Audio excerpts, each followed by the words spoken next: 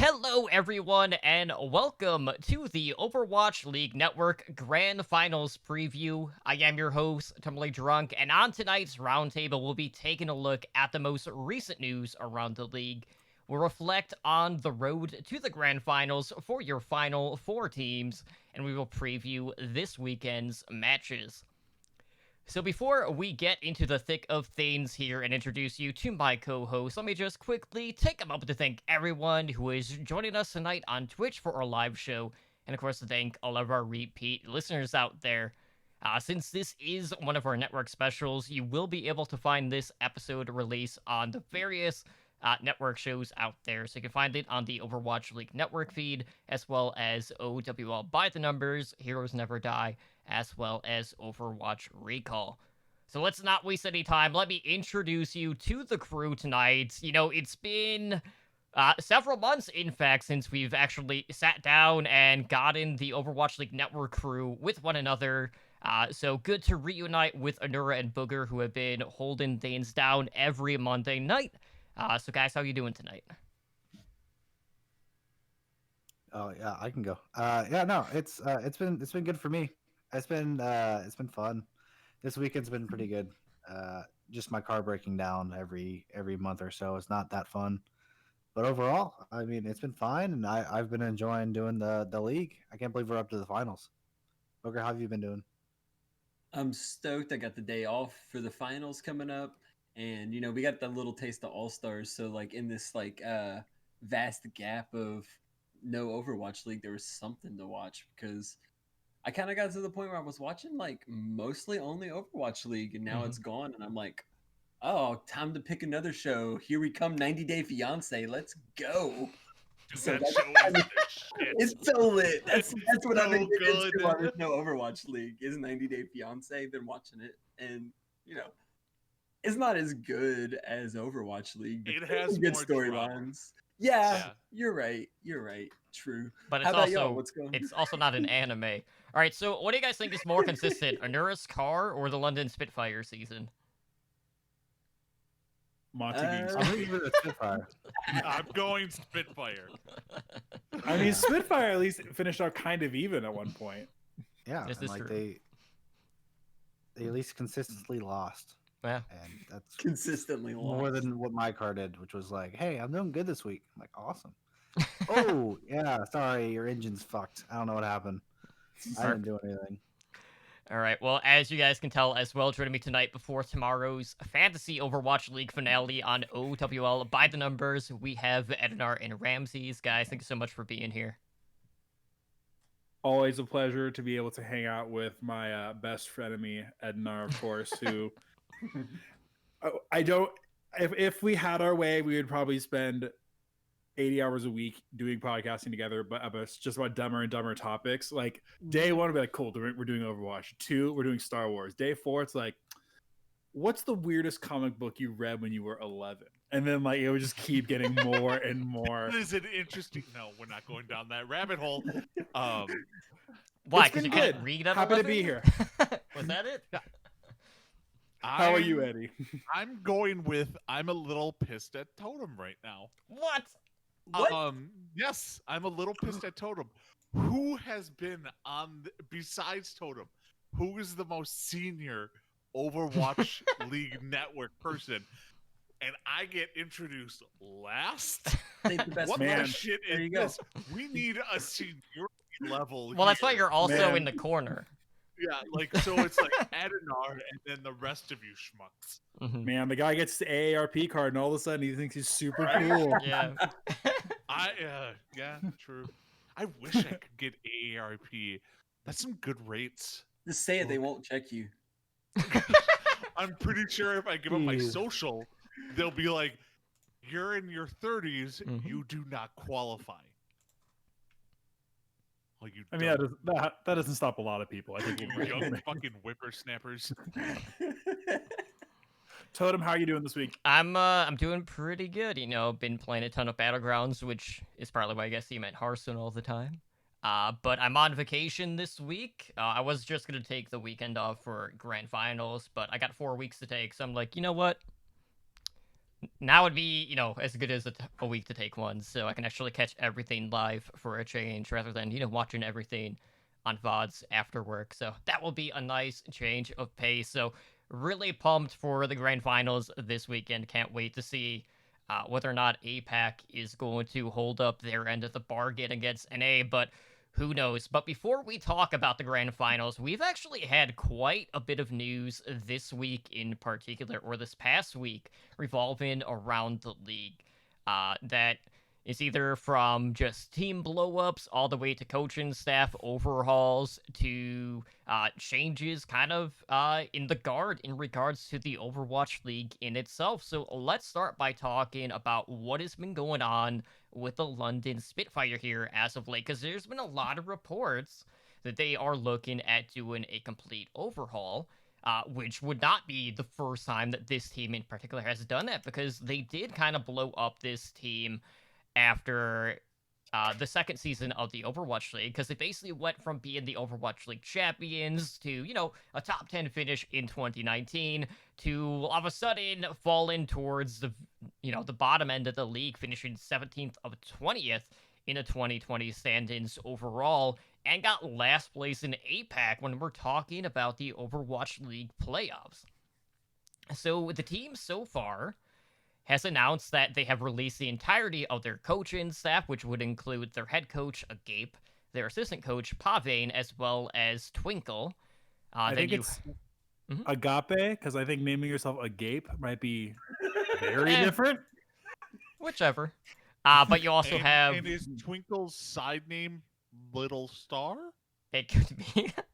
I don't know. That's a question for him. These are the real questions right here. Mhm. I know we ask the hard-hitting questions on this show. And then you also have their strategic coach, Squix, who was also released here.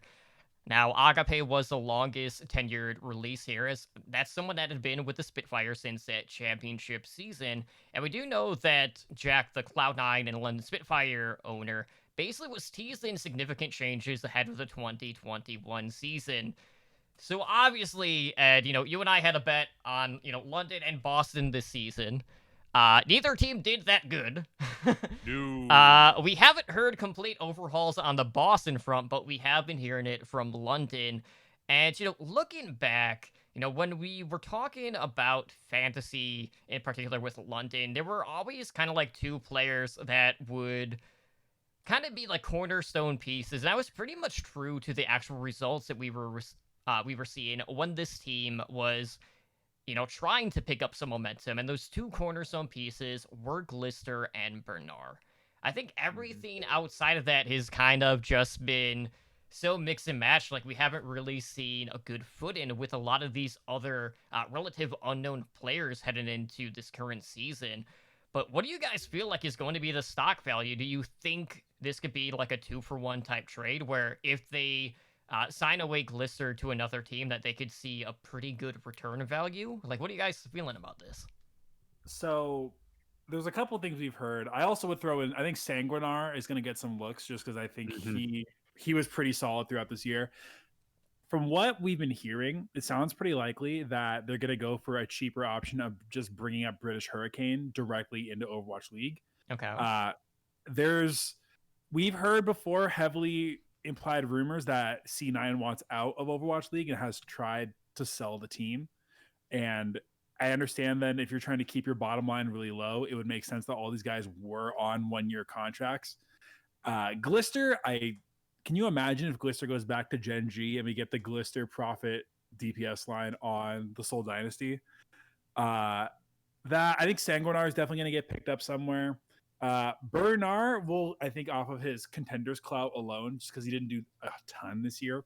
Bernard will get a spot, but everyone else, I think, is going to kind of have to work to get a spot in somewhere else, like your J-Max, your Clestons, your Shwees, all those. I think there's definitely potential, but the problem is a lot of teams don't have room for somebody who's not going to make like a big splash. Yeah. I mean, I can 100% see them going. I think everyone assumes they're going to be bringing up the British Hurricane. I think, and I hate to say this because it's a shit trade for the Spitfire, but I could see them trading Glister to the Boston Uprising For money, Mm, or Fusion. Oh, yeah. that actually would be a good call. Like, because they want a more European team, Mhm. and Fusion it was like the face of the England World Cup team. Like, yeah, he may not start, but it's a name to bring in and get some more, EU talent on that team.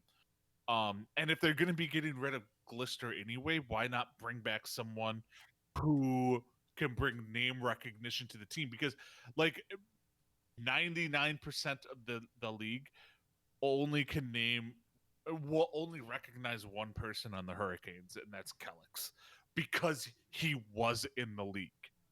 I mean they have Ripa too, but like he never played and he was well, and back. there's suspicion that they're going to bring up some other EU players. I know people really want them to get visibility, and then there's also I hate people to break want this to you. people want it to happen. I'm not saying it's going to happen. I'm just I'm saying pretty people sure want it to Facilities happen. stepped away from the Overwatch scene. No, he's back. He's back. He is said he's back. been- Okay. Yeah, he's back. The other rumor that people I think are trying to wish into existence is that this is where we get the Elevo Lulsish tank line finally being united in the Overwatch League. I don't think it'll happen. It'll cost too much money. But would they? Elevo, Yeah, yes. you're right. Elevo, yes. Lulsish, probably not. Elevote Uh, is a contender's tank. It's probably not going to take that much. Who was decent in Owl though? Like it wasn't like he was bad on that team. Well, okay. So if they're going EU, we know Shockwave's a free agent. We know KSB is a free agent. This is if they have money. If they're going like not complete budget, those are two big names that could bring on this team and really show that they're not playing around. They're trying to make a good EU roster. And those are two people I'd really want to see on a full EU team. Show us like the leadership, also the pop-off potential.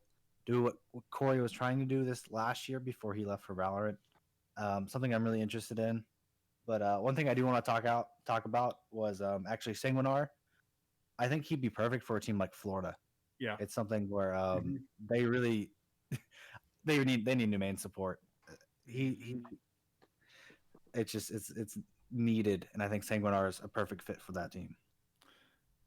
Booger, I want to hear your opinions on what happens when the Houston Outlaws sign J-Mac as our new main tank in approximately 1.5 months and completely just make a horizontal step. So you do that and then wait a couple more months and you just get hydration main tank again. It just be Yeah. a redo of the season for real. No, that is J-Mac even Overwatch League level? Like I think so. maybe. Barely, but he's He wasn't there. terrible. He wasn't terrible. I mean, yeah, was- you can be worse, but still, like, I don't know. I don't know if there's a lot of teams looking at anyone other than like we talked about Glister and Bernard, like looking at the London roster, like we need them. You know what I'm saying? Mm. Things might work out to where they end up on teams, but I don't know. Like London didn't even when you watched London play like the best London games of the year, did they really look that good? But They they're didn't- playing. The thing is, I think London's playing teams that would all for sure be middle of the pack if they were all played together. Like Hangzhou, I think would be middle of the pack. Chengdu would be kind of lower to that bracket, but still be in there. I think like London for sure beats Houston. London for sure beats Boston.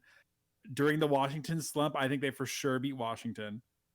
Like London, I think would have done okay this year if they were all clumped together. Not like winning season, but like enough to justify maybe bringing a couple of these guys back. Yeah, my biggest concern here though is in the past we have had seen teams like go the EU route.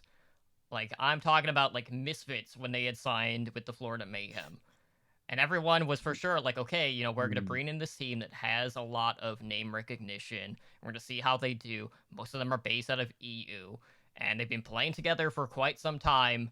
And then we all saw how that panned out. So I know there's always a conversation of how good the British Hurricane are in their current form over in Europe. But the landscape across the contender scene has changed very drastically here. And a surplus of the talent is still going to be coming out of Korea. So I don't think we're still going to be at the point where even British Hurricane at their best are all of a sudden going to be able to kind of like shake the foundation of the league to its core because they're probably so fall in that lower half out of the league moving forward. But I don't think building around an EU powerhouse, as good as it might be, is going to be the right direction unless this is just going to be cost-cutting measures for Well, them. So my thing is like a lot of people are skeptical of the building around an EU powerhouse because the last time it really happened in the Overwatch League, it backfired horribly Hmm. with Paris. But Paris didn't go EU; they went French.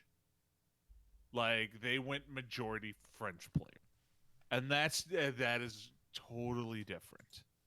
I think you can easily get an EU team that is competitive.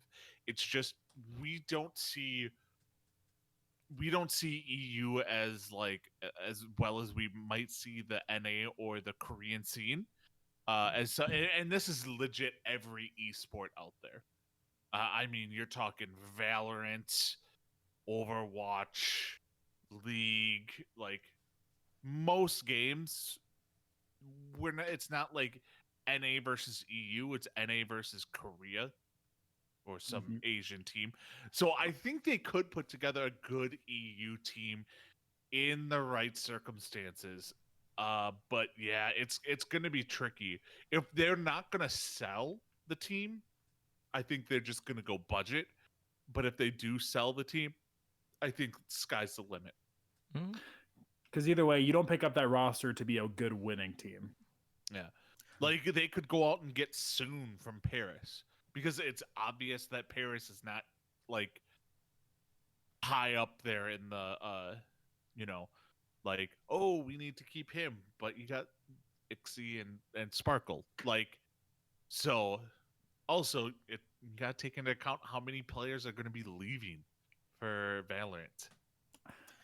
Or just Mhm. other titles. Well, so with this team though, I think they're on like a 32 win streak. They're not like they're going to be terrible. They're going to be Mhm. at least I'd say probably mid pack compared to last year. I mean, you've got some really veteran talents, but also like compared to that, they've had great former players from this team, like Numlocked, like Fusions, Funny Astro. I mean, Craggy doesn't really play anymore. Boney is on the team is really good. Um, I mean, they have like a solid roster. Suna, who was just on Vancouver before he got beat out by Shockwave. So it looks like that they're good at recruiting as well as just like making a good roster. And they found a core this year that's really worked for them. So although it might seem like this team will be middle of the pack, it looks like they're really good at scouting to a limit to where I'm not too worried about who they pick up. It's just how they're going to pick them up. Fisher's done a great job with this team. I'm ready to see someone else like that to join like the head coaching system, and I think he's going to be a really good like addition to this London Spitfire team because I mean last year they had three titans of coaching, and they all just like fell flat for them. Yeah, and hopefully with the move too, if they do stick with the Hurricane, that they'll also move the coach and staff along with them, so you still have that familiarity between the roster as well as the coach and staff, rather than just starting anew on build in those sort of new relationships. Now outside of the London Spitfire, we also have some news coming from the Boston Uprising camp, and this is following the departure of their assistant coach Minnie and analyst Spackle. They've announced a new addition to their coaching staff, and they have turned to World Game Star Phoenix head coach Lori as the new head coach for the team. Now, this is a pretty interesting signing here because Lori is someone who has essentially dipped his toes across different region at the contenders level. We've seen him coach in North America. He's coached in Europe, most recently over in Korea. And with this move, it also signals that their former head coach Mineral is going to be moving to a more like management type position within the team. Now, one of the more interesting things that came out of this was Huck's comment about this sign-in, where he essentially said that, Lori had turned down several other Overwatch League offers in order to join the Boston Uprising. And I know a lot of the community was probably taken back by that comment because, you know, there's a couple of arguments you can make. Like, maybe someone just wants a new challenge, you know? But there is a connection between WGS Phoenix and the Uprising, and that's the fact that right now they essentially have a couple of players on loan to the Uprising Academy roster, one of which is a former DPS player, I'm 37, who was in the Overwatch League, as well as their flex support, Aztec. And both of those players are eligible for the Overwatch League season, as both of them are over 18. I believe Aztec is 20, and we've already seen I'm 37 in the league. So, do you guys feel like that's just a signal boost that these are going to be likely call-ups in this case for Boston going into this next season? Definitely sounds like it. I mean, unless he was just saying he turned down other positions to work with Boston as like a meme or a joke, like that would make sense. But but like Oh. in reality, like if he's like, I want to work with Boston, like there's got to be a reason for it. And you know, like previous ties with some of the academy players makes a lot of sense. And I think it also makes sense if Boston was gonna pick like Myungbong and build around him. I think that would is like maybe the only part of Boston that looked bright, with the exception of Jerry when he got streaky. But like he had like the same problem as Linkser with the consistency, where he would be like on fire and then just nothing for games. So I don't know if you build around that. That's like, I don't know. What do y'all think? Well, I have made a point to Ednar a couple different times on By the Numbers that if there's one thing Huck loves to do, it is to try and to build really good Korean flex support talent on the Boston Uprising. And I mean, Ednar's definition of really good is different things. But part of the thing is that, so when you bring up Aztec is another flex support player. And if they're going to bring him up, to me, that seems that they're going to try and get the bag from Yunbong. From what I remember Lori saying, Lori's Twitter literally was just like, I'm looking it up right now, but it came across more as like, I'm with Boston, I'm running the show right now. Like I am 100% in charge. And if Boston's willing, yeah, I will change everything from now, Boston, time to go, #Boston up. So if they're giving him enough leadership to where he can actually make like decisive changes, I think this could be a really good turn. Unfortunately, I think Boston's kind of proven to be like a money-making team in that they're getting money off of the player trades, and that's about it. You still need some more DPS talent. You need more support talent. Like, I think more tank talent. Yeah, I like Punk, but it's Boston still needs a revamp. And if they're gonna like, this is I think the most qualified coach we've seen them bring in a while. Like when they brought in Mineral, I think all of us like kind of shrugged a little bit. Have you heard of somebody named Krusty?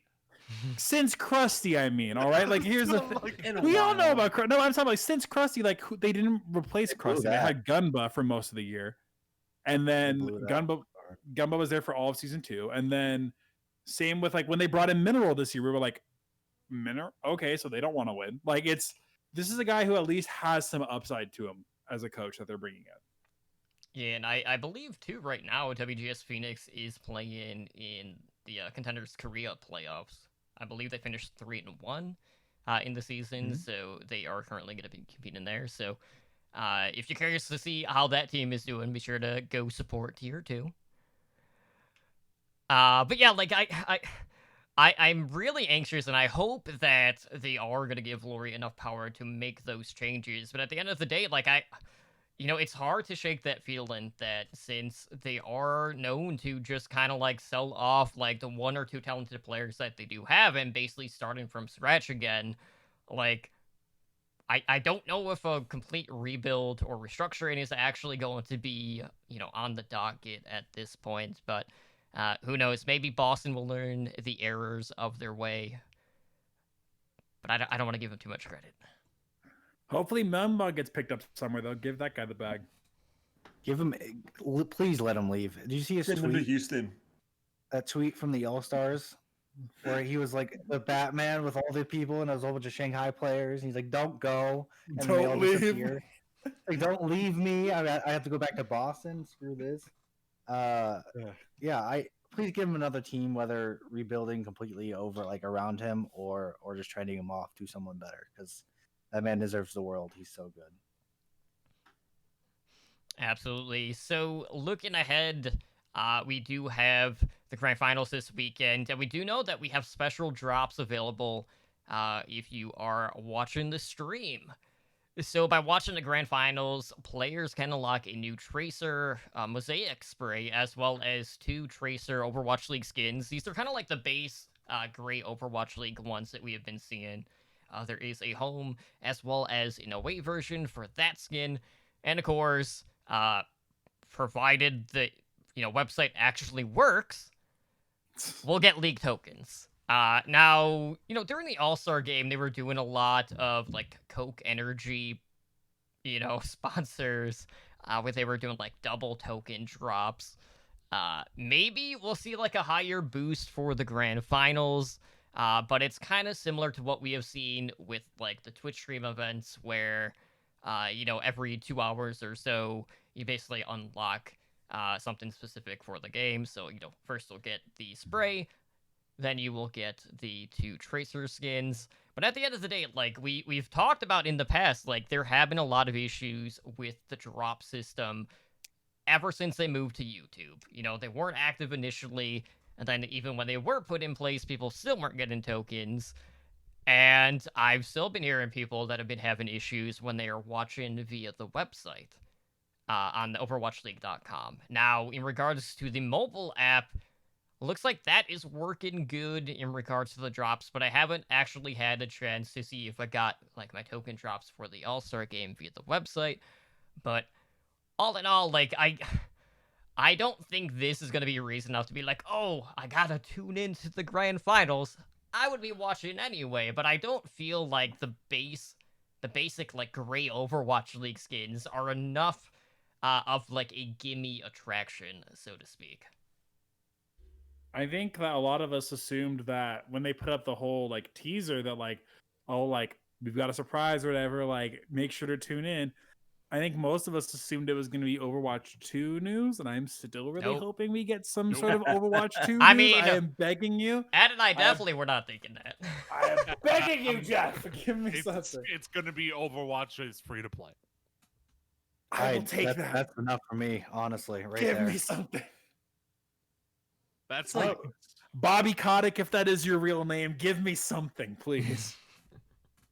So regarding the Tracer skin, I think it's interesting. I think a lot of the collectors who like to get all of the skins will love this. I remember season 1, they did a lot of the Overwatch League gray and white skins, or gray and gold. I liked it a lot. I had PS4 back then. I don't have those skins anymore. It makes me mad. So that's why I'm kind of excited for I get at least one of them back. But overall, I mean, these aren't the worst like things. It shows that you watched it and you're like, hey, oh yeah, I watched the Overwatch League Grand Finals. Here's what I have. They don't really interest me that much, but I mean, overall, it's nice. I'm still gonna make sure I'm on the Overwatch League app instead of just going straight to YouTube. But I mean, it's better than nothing. It's better than nothing. It's definitely cool. And like, let's for real, like, how much does it cost for them to get another spray into game? Like the amount that it probably cost Overwatch to put a spray into game versus how cool it is, it definitely seems worth it to me. Like, I don't know, maybe they should have been doing this all year long, which I guess they kind of were with the homestand pass things, but it's just cool for them to give stuff away for people watching. Because I, for one, kind of have never been one to really care about skins that much. And then one day I got on, and I know I've heard people say the tokens weren't working, but I got a ton from just watching on the website, and like got a couple outlaw skins. So like, it doesn't really, it's one of those things where it's like, what does it take the league to put that in? And it's like nothing. So I don't know. It seems like a win-win to me. Mm-hmm. So I'm gonna outside, be negative Nancy. I don't like the skins. I think the sprays are useless. They need to step up their game. Like, it's the grand finals. Don't give us gray skins as a Well, they just reward gave for us two watching. skins with All Stars. The skins could have more flair. Like, I could see the skins having more flair, but that spray is pretty cool. Yeah, If I was walking down the street and seeing graffiti like that, I'd be like, "That's pretty cool." I mean, I don't think any skin could have swayed people away from the All-Star ones. I mean, I'm pretty sure Ed has this. Ed has the spray button unbound in his game, I'm sure. Anyway. Oh, so, no, I mean... no, I use the spray all the time. It's just like, they just had a Tracer event. Why are you bringing out more Tracer shit? Well, it's like, not only that. She's the league logo, Ednar. Oh my god. Hey, spoiler alert. She's our logo. We're going to get another Mercy fucking skin. Spoiler. Oh, wow, It's a tradition. It's a tradition. Well, either way, to Ed's point here about like the Tracer sprays, you know, we just had the comic Tracer challenge, and the sprays that we got through that actually had unique voice lines attached to them as well, which is something that we really haven't seen with the other cosmetics in the game, and doesn't look like we're gonna get anything out of that sort with the mosaic piece that we are getting here. But either way, it's another bonus to watching the grand finals, which we're all going to be doing anyway. So I will take any unlocks that we get along the way for sure. But outside of that, probably the biggest news that we have heard was the recent resignation of the Overwatch League commissioner, Peter Vlastelica. And I have to say, guys, like, Twitter was kind of all over the place in regards to like their outpouring of support for a more like notable community appearance based on, you know, whoever they were going to bring in, because, you know, Vlastelica was definitely in the shadows more than in the public image throughout the entirety of the season. So taking up the mantle in a new position, which is head of leagues, is Johanna Ferris, who is going to serve as the head of both the Call of Duty League as well as the Overwatch League. And this hasn't like been officially announced as of yet. They are expecting to fully announce it in this coming week. But Vlastelica is expected to transition into another role in Activision Blizzard Esports, you know, focusing on other entrepreneurial ventures. But, you know, it seems like overall the community reaction to this has been fairly positive. You know, you can compare CDL and the Overwatch League side by side and, you know, kind of look at the viewership. I think CDL probably did better in the long run, just based off the viewerships that we have seen. And at times it even piqued some of our interest just to see exactly like what they were doing. So I don't know if this is going to be a case of, you know, Johanna wearing like too many hats, because there've definitely been a couple of people on coaching staffs or like at a GM level that were also doing like two other tasks for the organization. Whereas with them, it kind of felt like they were just doing too much at once. But I don't really get the vibes here. And the outpouring of support has definitely been very positive so far. I do think so. To make sure that this is clear, like, she's not coming into the new position role, like the new commissioner role. It sounds more like she's going to be a main strategy head for both just Activision Esports right now in general, and that most of the commissioners are going to be working directly underneath her.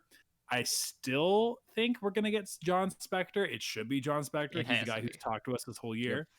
Yep. The other issue, so people kind of are going back and forth. You have people like Monty who are just trying to dunk on Pete Vlastelica as aggressively hard as they possibly could. You had some people who are like, there are some good parts. I think the issue that we had with Pete was that we never heard from Pete. Like, we heard that Pete got hired, and then that was it. Like, everything else has been John Spector. So we need somebody, like Doa had a really good thread about it, where you need somebody who not only is going to sell the league and is also going to be like the corporate head, but also who is going to be like a figure that we know. Like, we knew who Nate Nanzer was. We knew, like, we quote unquote like had a relationship with Nate Nanzer as far as like what we expected out of him. We didn't know Pete Vlastelica at all. So I'm hoping when they eventually put somebody in as the commissioner that we get we get a better build up of who they are and what we can expect out of them. Right on. Yeah, Right. like we talked about Pete V so much or so little. I didn't really even bother learning his how to say his last name all the way. But like, look, this is one thing that this made me think about that's a little off topic, but putting a head over CDL and Overwatch together, I wonder if they're preparing for when we can have live events again, possibly having like joint homestands, like to have like major esports events. Because when you really think about it, like when live events do start happening again, it's not going to be everyone wanting to rush out and buy tickets. So maybe by combining the two things, it might lead, we might have a Friday Call of Duty, Saturday Overwatch League in like the same area, and that really could be a way to bundle stuff and save money on venues and everything. Like I never even considered that they would maybe put them like closer together until I read this, and that's just like you really start thinking there's a lot of possibilities for combining esports leagues because like personally, I don't really care too much about Call of Duty, but if it's on, like I would watch it just to be like, hey, let's check that out. So I really am curious if maybe that we're going to see like closer ties between the two different leagues moving forward. I think it's going to be closer in different ways. As in, I think Mhm. Overwatch League sees what CDL is doing with the tournament format and how successful it is. I think every time I've watched the CDL, I've always been encapsulated with with every week I've watched. Because if you watch the beginning, you get to see like the group stages, and then you get to see who makes it out of the groups and whoever wins the tournament. As you go through the tournament, it's so much fun, and I think that they saw how well that works for the CDL, and they did the not the home stands, but like the Countdown Cup and all those. Those did amazing as well. So if they make the regular season into more of a tournament based like the CDL, I think that's honestly the step they're leaning towards, and I think she has the plan for both of these leagues, and that's why they're putting her as the head. I think that's a good That's thought. I think that that's exactly what they're doing. I think that's what they need to do. I think it's the future for this franchise league, the way because it feels like old esports, like tournament based esports. I mean, I'll watch any tournament because it's just fun to watch who wins and loses, and the storylines they're self made. It's not like oh yeah, we have to wait for some team to beat NYXL twice in a row, and then they're now the rivals. It's like okay, well at least every week we know we'll have a champion of that week or every other week, and it gives people's breaks if they're going to do the bi-weekly like they do in the CDL versus every week there's going to be a new meta with the way they're doing what was it hero pools, and now they're only playing a game that in that new meta and they have to wait. I mean, it lets the good teams keep on playing. It gives you better matchups. I think it's gonna be better overall for the whole league. I hope this is what they're bringing with her to the Overwatch League, and I I, I mean I think it's a good move.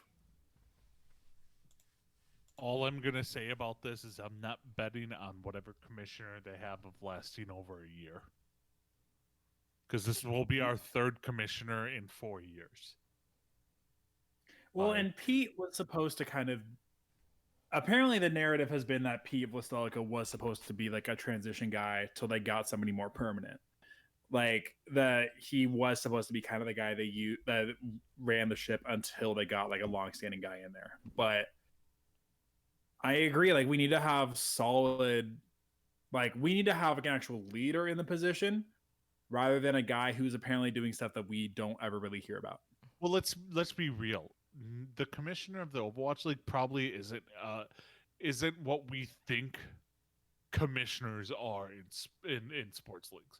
Like they're Nate Nanzer and them, they were not the the Roger Goodells, the David Stearns of the league, because it was a company that was actually the head of it, not just one person. Um, like whereas like in the NFL, NBA, Major League Baseball, the commissioner is working for the owners of the teams, not for the company, like the organization itself. So like what you need out of this next commissioner is you need a face. You need the face that can get out there and promote it. And I think that's where they need to go. Right on. It's So probably not actually next to me when I do this, but well, Yeah. because you've even seen that like people have memed that like Monty should be the new commissioner. No, that'd be Uh, freaking horrible. I do think Yeah, who would Doe think would that? be an interesting Oh. pick. I don't think Doa would be good either because he's too analytical. We need a face. Well, if you want a face, I mean, I think Monty's a face and a half, but I think J Specs is literally the obvious choice, easily. yeah. mhm. That'd be He's my he's already the face. I thought he was commissioner because I just forgot about Pete in general. Same It's like, here. yeah, it's like he was talking to us so much. I'm like, this guy, yeah, he's the head of Overwatch League for sure because he's just talking about it so much. So, I mean, give it to him. I feel like Joanna, she probably just understands the system, and she's probably just gonna figure out what to do on the big scheme of everything, and let J Specs handle the smaller things, such as fines and things like he has been working on. So I mean, if there's still a commissioner spot, if she's not like taking both and they made a new name for it, then I think he's the easiest choice. And if they don't go with that choice, I don't know what they're doing. Let's be honest. Yeah, well, if they don't go that way, they'll probably just go with someone again from traditional sports, just to continue Sports. that narrative, between the divide, at least on the Overwatch League side of things. But again, like we're expecting some sort of announcement next week, so maybe we'll get not only the announcement of Johanna at this head of leagues, as well as a commissioner announcement at that point as well. But right now, of course, all eyes are going to be on the grand finals, which are taking place this weekend. And, we have games basically Thursday, Friday, and Saturday this week. So before we go over the actual matchups, I want to kind of talk about the 4 teams that made it there. And essentially, the run through the playoffs and how they got to the spot that they are in. So out of APAC at the top seed, you have the Shanghai Dragons, who obviously at this point have been one of the more improved teams this season. They finished with the best record overall in the regular season, going 27-2. They got a couple of bonus wins due to winning one of the monthly tournaments, and they finished with a league best map differential of plus 44. Absolutely absurd stats, even when you compare them to some of the other playoff teams. And there's definitely one playoff team in particular that doesn't quite rack up in regards to overall season performance, but more on them here in a second. So we basically had the Dragons securing a top seed out of APAC going into the playoffs, which bought them, a bye. So they were essentially waiting on, kind of like the first rounds of the APAC playoffs, which eventually went to the Excelsior, who managed to beat the Hunters in a 5-map series, which went 3-2. And then the Dragons beat Excelsior 3-1.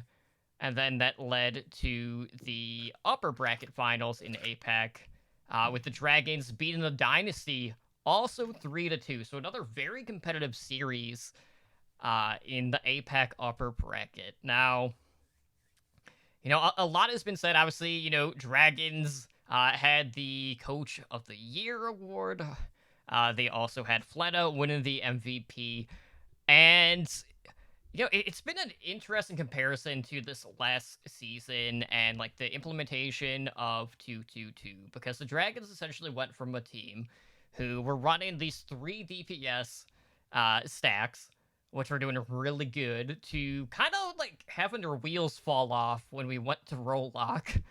And then, this season, they've just kind of been in a league of their own, even in APAC, which, we've considered to be, fairly competitive, or at least middle of the pack, like if we were talking from like a whole league perspective. So just more kind of competition as a whole on the upper side of APAC compared to kind of like the grand scheme of things over in NA. So we've basically seen this team that was essentially the winless team, becoming, like, okay, everyone's like jumping on the bandwagon, waiting for them to have like their first emotional win.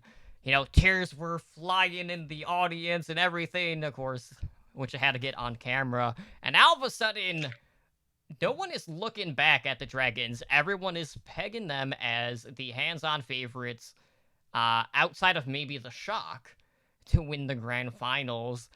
And, I would say if we're talking about, overall consistency throughout the season, I don't think these three other teams really hold a candle to the Dragons in their current form right now.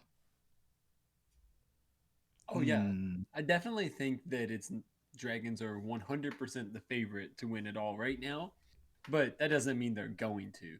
Like we still haven't got to see that cross pollination of APEC versus Mhm. North American teams. So it's just like we can make all the speculation we want. Like I think the Dragons look ridiculously strong, and I think there's not a team that they're not gonna have. They're either gonna stomp them or they're gonna have a close game with any team that there is.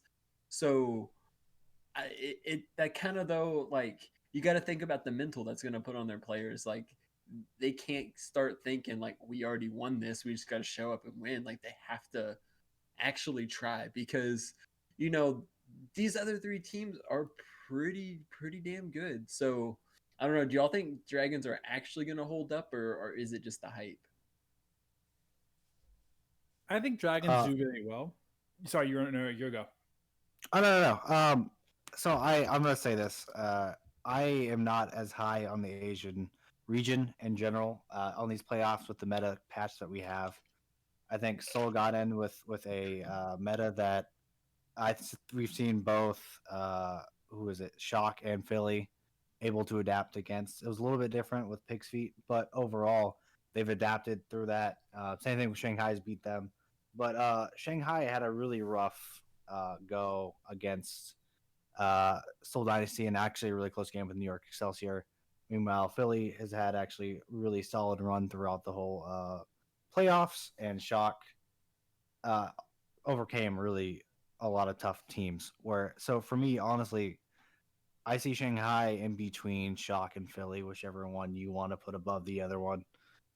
For me, they're not the favorites going into this. I have the 2 and A teams, and then Shanghai if they can figure. I mean, it's been a month, so who knows where the meta has gone. But based off where they've been, I have Shanghai as like probably could beat Shock or Philly, but I think they're gonna have a tough time with either of them. It's not gonna be easy game, and I don't have favoring over any of those teams. I see it either. For me, it's like 50-50 with Philly, especially since they have to play them first, and then Shock is a 50-50, and maybe 60-40 Shock because they're going to be playing Shock later on, which is scarier. I'd never want to play Shock in a meta where they have more time. I think in general, even if it's just a day. Yeah, giving them the prep is really a big weapon. The only thing though for Shanghai, I think, is that Shanghai has shown they're so good at adapting mid game. Not like any of the teams really have a weakness with that, except for maybe Seoul Dynasty. But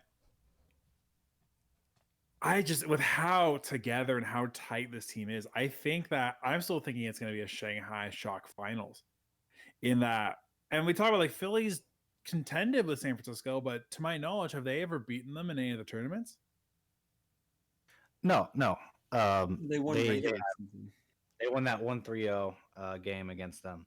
I think the problem is that Philly does look really strong in the beginning of the metas, and they do adapt really well mid game. But I don't think it's as strong as Shanghai or Shock in the way they adapt. But they are scarier in the beginning of the meta than I think Shock easily, and I think Shanghai has shown that they can be weak in the beginning of metas as well. And if this is a new meta, I do have Philly at least being able to pull upset against a team like Shanghai, and especially since they play each other first. No, they don't. They don't play each other's first. Never mind. Shock plays them first. That's different. Okay, yeah, I forgot about that. My bad. Because Shock's the So second seed. the other thing I've thought about is that like something that I think it kind of goes under the radar with Shanghai is that Shanghai has like a lot of really good DPS players, but they're primarily running just Fleta and Lip for everything. Whereas your Phillies, your San Franciscos, they actually can, like, they have a stable they can run through if they need to rest a guy, if they need to like get somebody who's hyper specific. Fleta and Lip are great at everything, but I do wonder if you're gonna put like a Fleta tracer if we see it versus a striker tracer. Or like if there are certain heroes I think that the other guys have just refined that much, barely much more. I think it works well. Like I think that plays into Shanghai and Philadelphia's favor. But I do think the support line for Shanghai is severely underrated. I think that yes, Alarm and Funny Astro are the top. Alarm and Funny Astro are incredible. Violet, Twilight, Moth are also incredible. But Lee Jae-gon is more than a meme. This man is a super good main support. And even when he's not just like YOLO Lucioing, we've seen him like reel it back in and play tight with the team. Luffy and Izayaki are both also really good.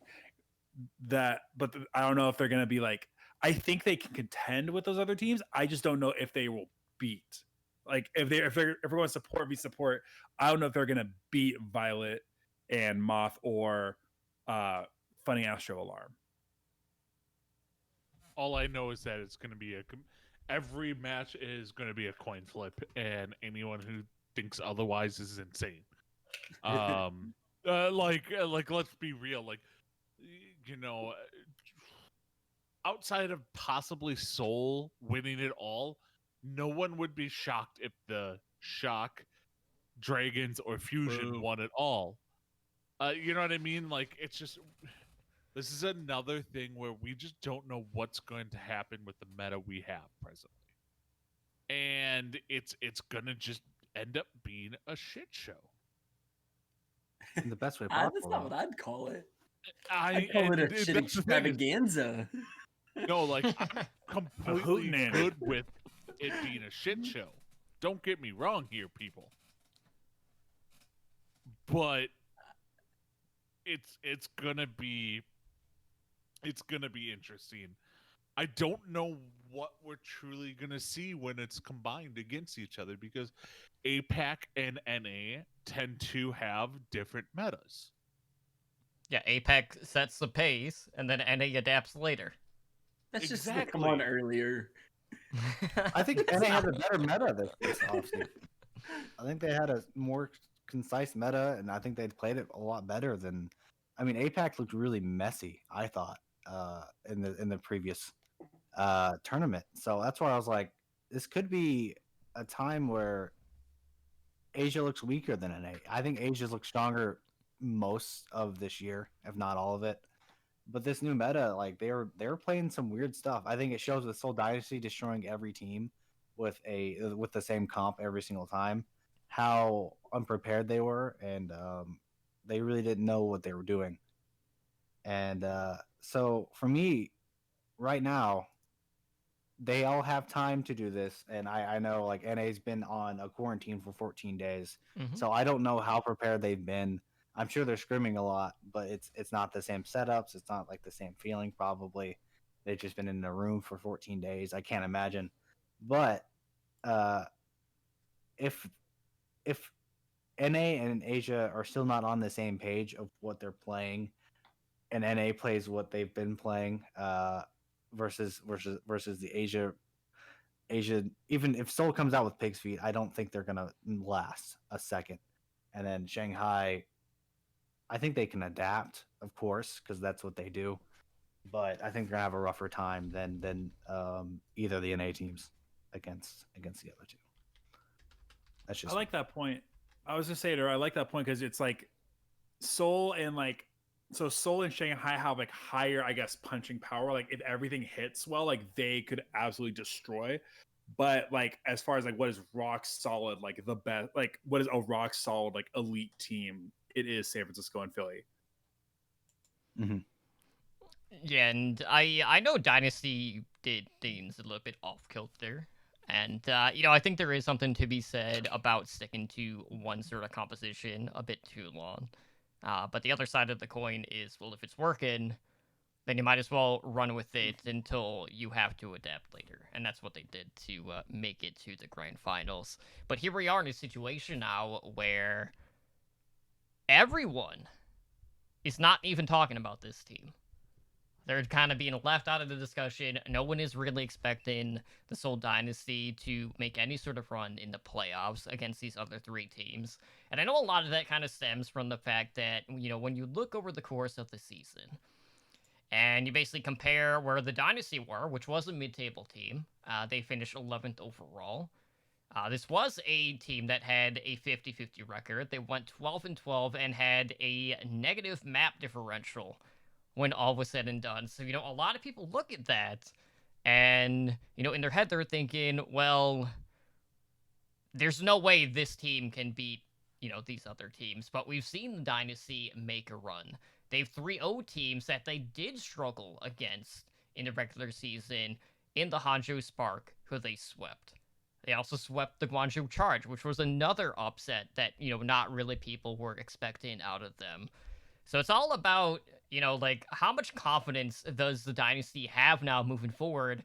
And also, with the whole quarantine situation, is that technically like, oh, well, okay, maybe APAC teams got a little bit more prep in ahead of time compared to the NA side of things. But, we're at a point now where everyone's going to be hyping up these other three teams, and then the Dynasty are just, the adults that are sitting at the kids' table. Like, no one wants to take them seriously, and they're just being overlooked at that point. And I think that makes them pretty dangerous when they're not even being mentioned in the same breath at this point.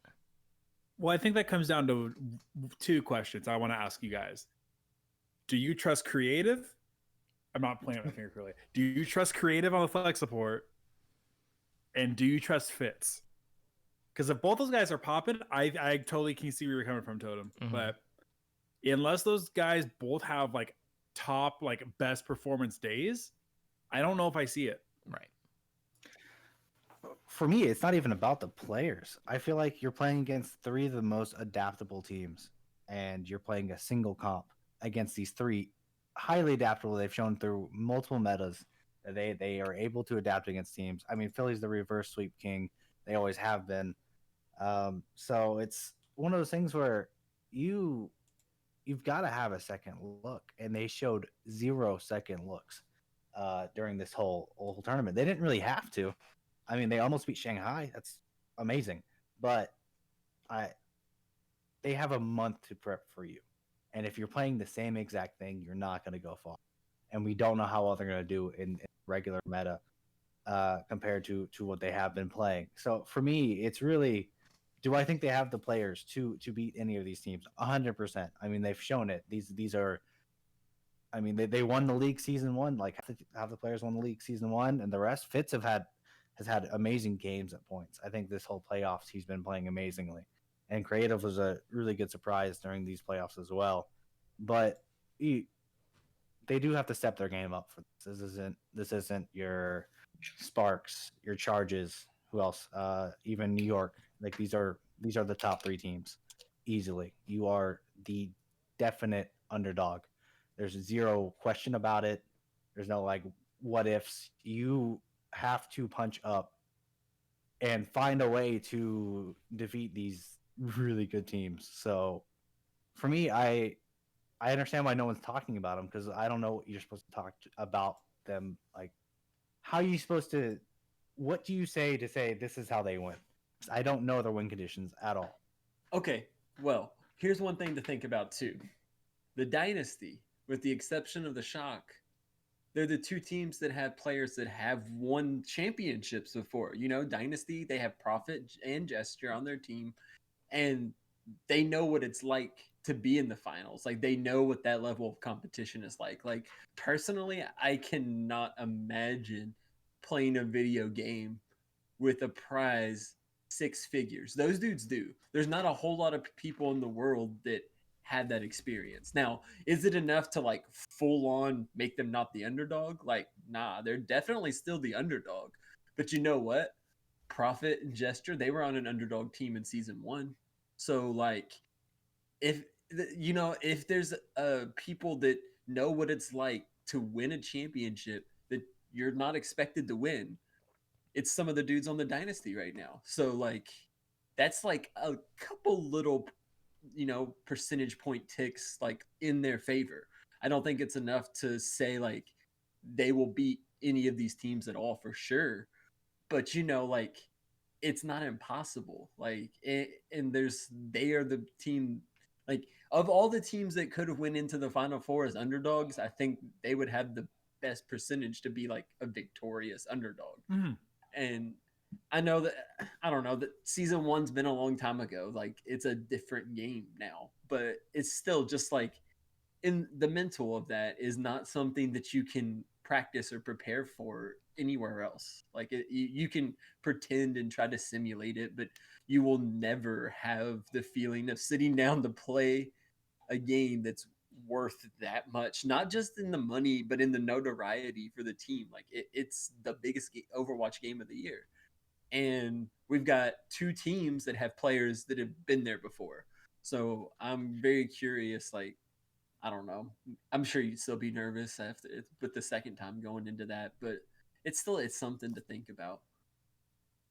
Right, but you also have to think about Seoul and where they've been this year, which is it 2 finals with Shanghai and both times getting beaten out, and almost one was like reverse sweep, the other one was just an easy sweep, or not like just a was it 2-4, 2-3. Either way, like Shanghai has shown that they can overcome this team, and I know it's like sure they always show up in playoffs, but this was the first time that a guy like Profit or Gesture have lost in a finals before in any major tournament. I think it was the Countdown Cup and the Summer Showdown. It was one of the three or two of the three where they lost in a finals. This is the first time that's ever happened to them. This is not the same as it used to be. Now they can always reclaim it. I'm not saying they are easily the underdogs. If you're gonna want to make a lot of money, I think you do go for Dynasty. You do put all your money on Dynasty and hope for the best. But this is it's just these are so big. They're big Titans. This isn't Philly from season one, who they played in the finals. You know, these are crazy good teams, and I don't know if Dynasty can pull it off. Well, I mean, you have players that have lost their first finals, but then you also have teams as a whole who haven't won championships.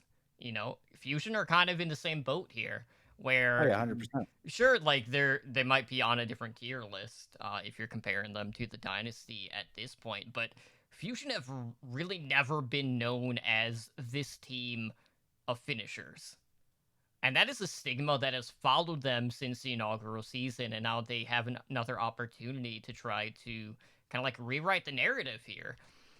And then, you know, on the other side of the coin, you also have the San Francisco Shock, who have definitely had a lot of turbulence kind of like throughout the entirety of their season. You know, they brought in Ons to be, you know, kind of like their sniper specialist.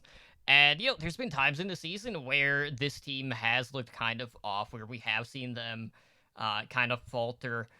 But we've also seen them get kind of like that redemption arc. You know, they got back at the Atlanta Reign, who were the team that knocked them to the lower bracket in the past season. You know, in that famous boot play on Rialto final point with the moth shocked face, which is probably one of the more infamous moments in Overwatch League history at this point. Then they go on to, you know, defeat the Fusion in the upper finals, 3-1.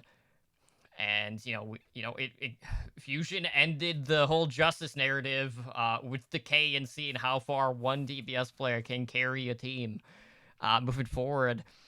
And you know, it's been interesting to see just the way that the two regions as a whole have approached this current meta. And yes, it has been a month since we've last seen these teams.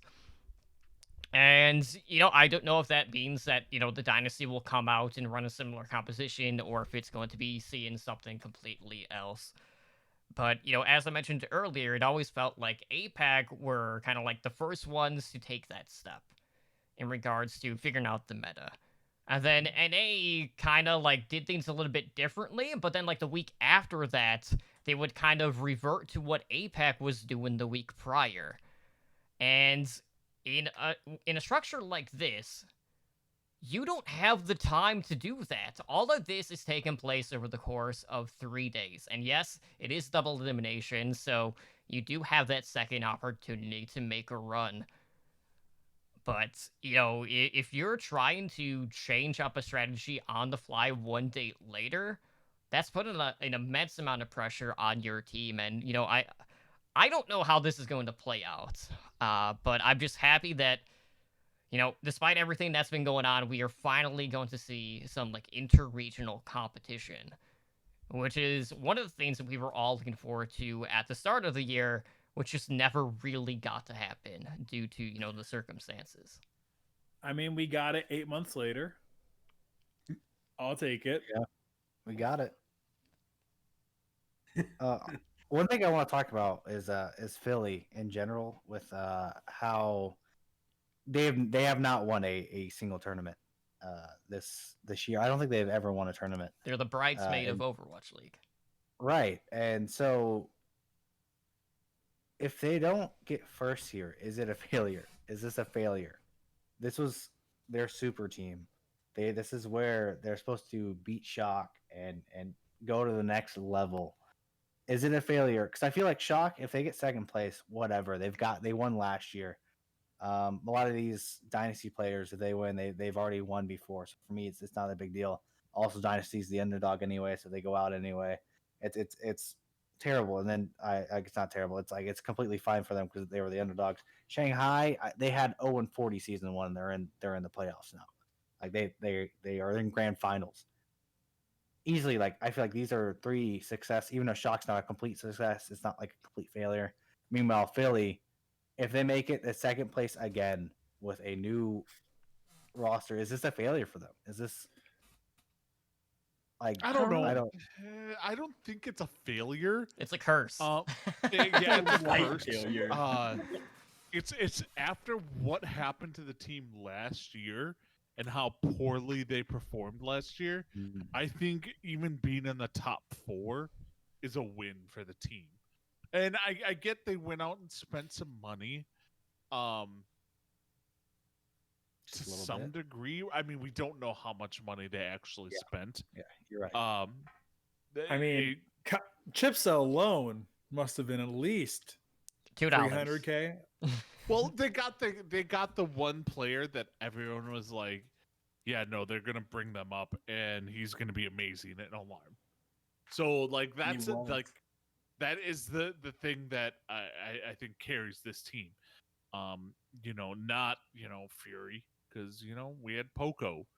And I guess we learned that Alarm and Poco are like BFFs. Fury was starting most of the games though, isn't he? Not at the beginning of the year, he wasn't. No, but No, now like, I mean, as of recently, yeah.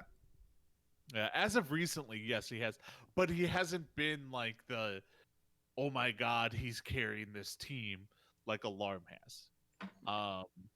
They got a whole new support line, and they went probably big budget with Alarm, and then maybe not so big budget with Funny. I don't think know Funny Astro they paid money for. I think they paid hella money for Funny Astro. If they bought him from Atlanta, they definitely paid decent money for Funny Astro. I think And you think one of about the top main supports going into this. and season. Ivy, and Hisu, Oh my and god. Chipsa. Like that's the thing. They spent like hella money this year. I think that this is like the chips on the table.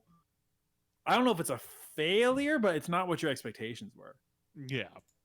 I don't know. I don't think it's a failure. And I don't think they came in being like, okay, we're gonna win. I think top 4 is a successful year for them. I think they came in thinking they were gonna win. Like Yeah, I think this was that. Well, we're I gonna think beat every Shock with team this starts roster. the year thinking they're gonna win to some degree or not. Booger and I know that is not true. All right. Do you Everyone think the believes Vancouver Titans came into the year thinking they were gonna win? Oof. Yeah, with the their, with team, their I don't runaway think the roster, players yeah. There you go. Which The season? staff did not want to win. Staff didn't feel like winning. The players did though. I mean, you put in all the money this year. for Philly to win. And I don't think like in football they talk about the window, right? Where like when you like a team has a specific window of when they are in a decent salary cap range and they have certain players under contract for long enough, they have a window of when they're going to be a viable Super Bowl team. Because of how much shorter Overwatch League contracts are, I don't know. I mean, there's a decent chance we get this entire lineup back next year. Maybe we don't, with how much money is on the table. Like, I think Philly, this is like when we saw the roster announcement video, it literally was like, oh, they went and picked up everybody they could. And Yeah. okay, so Philly also as a team is willing to spend that money because they're like one of the teams building like the premier esports venues. Like in the Philadelphia sports complex, it's like a multi-million-dollar place. So it's like they're not afraid to spend money. But if it doesn't win, do they spend that much money again? Or do they try to like cut a couple corners where they could? And you know what I'm saying? Like, do they really need Fury and Poco? Not really. Do they really need all their DPS? Not really. Poco's probably gone. They don't need chips though. I mean, Poco's probably gone next year too. Anyway, I know Poco probably wants to start, but Tucker strikes me as somebody who, I mean, you saw with Fusion Uni, like, who is used to like winning consistently, but also like consistently building a team to be a winning team. Granted, that kind of fell off for Fusion Uni at the end, but and T1 like, this year. Yeah. So I don't think that Tucker freaks out and just dumps everything, but I do wonder what what this team does. Cause I agree that like on almost every, like in supports, DPS, you're playing best of the best. You're elite there. When you really think about it though, except for Soul Dynasty, would you take Sado over any other main tank? Actually, no, including Soul Dynasty. Would you take Sado over any other main tank in Grand Finals? Nah. I'd take him over Souls, but both of them. For me, I think Gesture and Marvel hasn't exactly impressed this year for me versus Sado. But I agree completely with. I think Sado, although he has looked mighty improved compared to last season and even the season previous, he's got such a good support line to where like I understand why he's doing so well. This is like an insane support line that really boosts him to be able to make some mistakes and just survive. Well, which he did not have last year. It's not like, he's Sideshow. He's not at that level. Oh yeah, no. He's really, really good. But you're playing against Smurf, Fearless, who's had an amazing season. I put him over Stand One. I would, but Smurf, Fearless, Super, I think are all above Sado, and I'd say all three: Ursa, Sigma, and Ursa, Reinhardt, and Winston. I think those three. They could easily beat him, and so I wouldn't bet on Sado, but also I think that although their tank line might be, in my opinion, one of the weakest ones there, their DPS line's so stacked to where it really opens up for a different level. I think you don't bet on Carpe. I mean, you bet on Carpe, but you don't bet against Carpe. I think Jesus looked really solid. I think Ivy has had his games, and same thing with EQO. Like, these are really good DPS players. Who am I missing one? I think I'm missing one. But either way, like, I think this DPS line is top notch. If not, like, I think it's Shanghai. We've talked about how they have Fleta, Lip, but I think they haven't played anyone of the levels of both Shock and Philly's DPS core. They're just so solid, and I don't know where exactly I'm going with this. I'm just saying that DPS line and support line, even though their tank line's really not as strong. Right on. Well, let's look ahead at what the schedule is shaping up to be over the course of Thursday, Friday, and Saturday. So we start things off on Thursday bright and early, guys. At 4 a.m. Pacific time, you have the top seed out of NA, that being the San Francisco Shock, going against the second seed out of APAC, that, of course, being the Seoul Dynasty. And that will be followed at 6 a.m. Pacific time on Thursday with the top seed out of APAC. Shanghai Dragons going up against the second seed out of NA of the Philadelphia Fusion. All right, so is anyone back in the Dynasty? Because obviously, we talked about the discussion. They're kind of like the kid left out what? in the cold. Is anyone feeling the upset here? Yeah, I got you. I'm a back Dynasty just for the I told you so chance, even though it's small. That's a big play. Dynasty wins it all. That's my prediction, just for the chance. But no, like, I don't think anybody really expects Seoul to beat the Shock on their first game, but I don't think it's as impossible as we really just think of it at face value. Like, it's really not the same Shock as last year. I mean, they've had a little bit of changes, and Seoul, I don't know, man. I would love to see an underdog win for the whole thing. So, yeah, like, it'll happen. All right. Profit All right. pops off. Yeah, here's If the course. Seoul wins that, Go ahead. Totem, if Seoul wins that game, your entire season as the Seoul fan is validated. They don't have to go any further than that. They just get one playoff win. Hey, and I'm that's pretty sure the Dynasty even making it here as a 500 team That's a warrants win. that. It really is. But here's the keys to win for Seoul. Okay, Step 1, profit. Step 2, profit. Step 3, profit. It's fair. I don't know. Like, Ooh. I think profits is probably their key to winning. Yeah. If they can pop off, and somehow Shock has not figured out whatever Soul's gonna play. I don't even know if they're gonna play the same meta. Maybe they could pull it off. I feel like they did show, like, Shock did show weakness against Washington Justice with, like, the wacky comp that they came out with. Mhm. But I mean, Shock did end up winning that, but I feel like it was more of a Washington throw. It's possible. I mean, like, this is a possible game where I'm still not worried for Shock if they do lose this. I'm not. But it's just such an unfair mashup to me. Like, Shock has time to look at what Soul did, figure it out, probably found a counter by now, looked what Shanghai did to beat it, could probably copy that, and if Seoul doesn't have an answer, or at least a different option, then I think they're just dead in the water. No chance in hell I'm picking the Seoul Dynasty in this matchup. No chance. Is that all you got?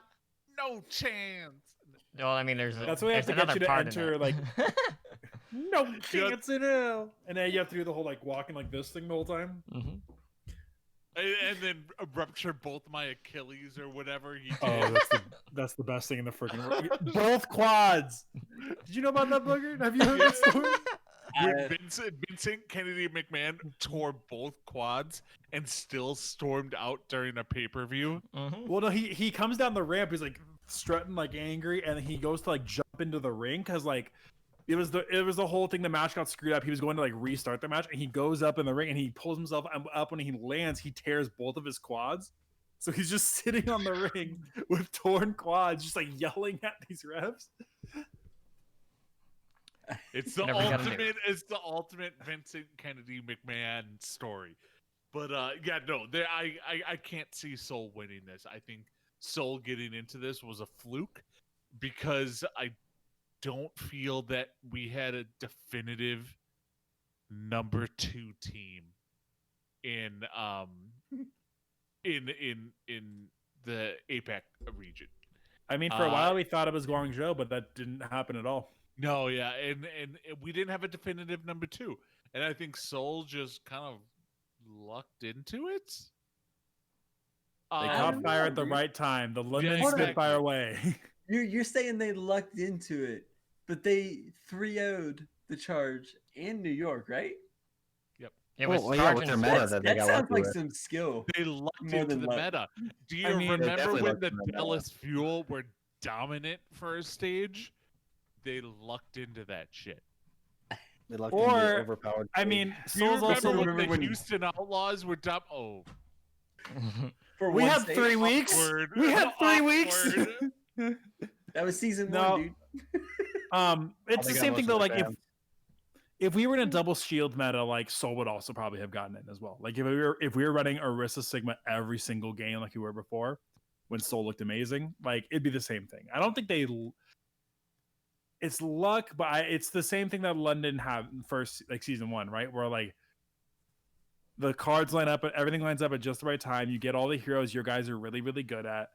Like everything aligns in the way that lets you push through. Well, I think the key thing here is Dynasty put themselves in that position based on where they finished in the season in regards to APAC, because they did have a very good run late in the season that propelled them higher. So they got more manageable matchups throughout the playoffs. So it worked to their favor in that regard. So it's time to put up or shut up at this point. But I'm kind of like filling out our predictions as we go along here.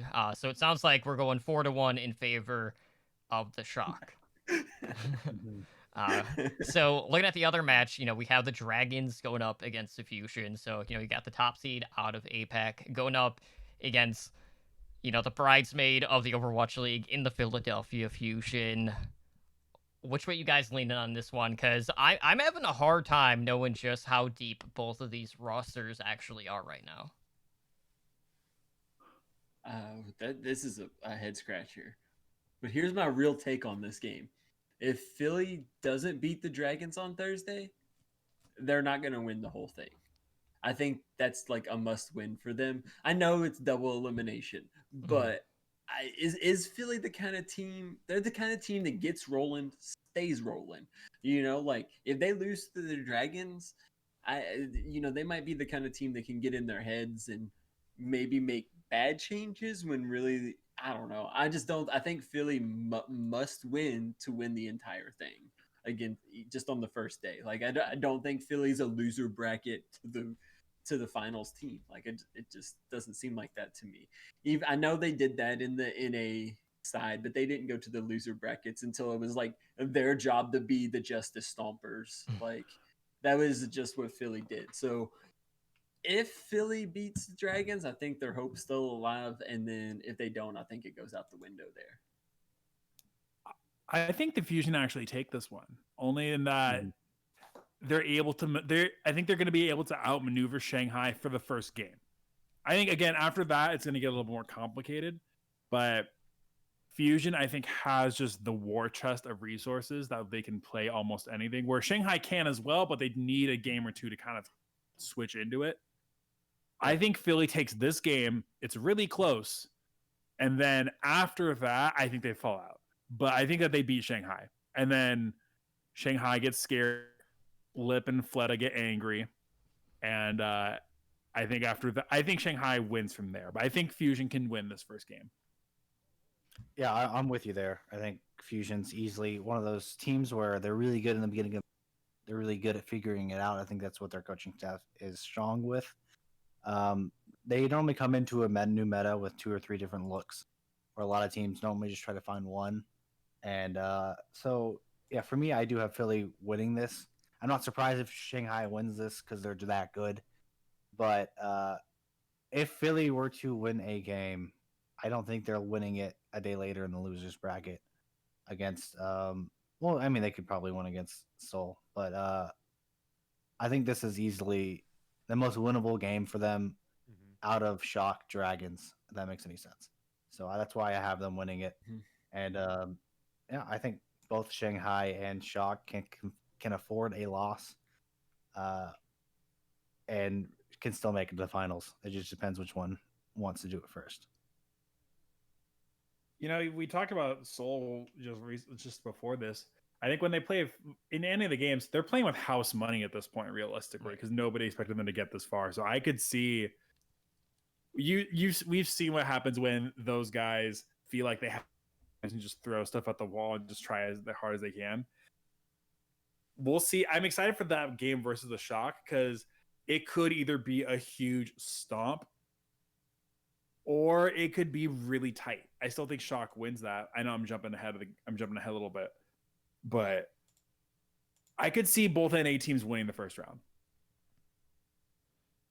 I don't know. Eddie, we haven't heard from you yet. What do you think?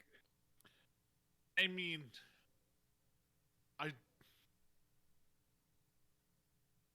there's no scenario where I don't see the Shock and the Dragons playing for the championship. In my mind, I think the Dynasty are a weak team. I think the Fusion are a little bit overrated. When it comes to like being able to be flexible, like to me, this these finals is like last year. Like there was no way that we weren't getting Titans in the Shock. You know what I mean? Like it's like, all right, yeah, these guys are gonna be in there. To me, that's the Shock versus and the Dragons this year. I'm more confident about the Shock than the Dragons, just for the simple fact that I didn't watch a whole lot of APAC because, well, you know what? I like to sleep. And I'm not setting an alarm at 3 a.m. to watch all these games. So I caught some, but I didn't catch all of the APAC games. But yeah, I can't see any scenario where it's not Shock versus Dragons. And however they get there, I just assume it's gonna be those two versus each other. Yeah, in that first round, I do have the Dragons over the Fusion. I am worried about just the overall coaching between these two teams, primarily because the Fusion haven't been able to usurp like the top seeds as of yet. So I feel like this will, bring us into a situation where we do get the Shock and Dragons more than once over the course of these 3 days. And I don't know if that means it's going to be a 2-0 in like for like a season series, or if it's going to be split at the end of the day. But I have too many concerns about the Fusion. At least the Dragons have been able to, make their way through like these monthly tournaments and in this sort of structure where we haven't quite seen that yet out of the Fusion. So two very consistent teams, but if Fusion can't go in for the kill, like it's hard to really see like how much legs this team actually has to make a run here, at least in the upper side of the bracket. What I really want is the Fusion to make it to the finals and then get second place again. I think that would be fantastic. That's what I actually mean. want. That is mean. I mean, they've done it twice, and I think at the Countdown Cup and Summer Showdown, or one of the three. And I think they could do it again. I think they could be a solid second place team forever. So what you're saying is they're the Atlanta Braves of the Overwatch League. Yep. Never destined to win, just to get close. Or even the Buffalo Bills. The Buffalo Bills is a better one. Like, let's make 3 Super Bowls in a row and lose them all. Let's do it. I think it's their time to do this.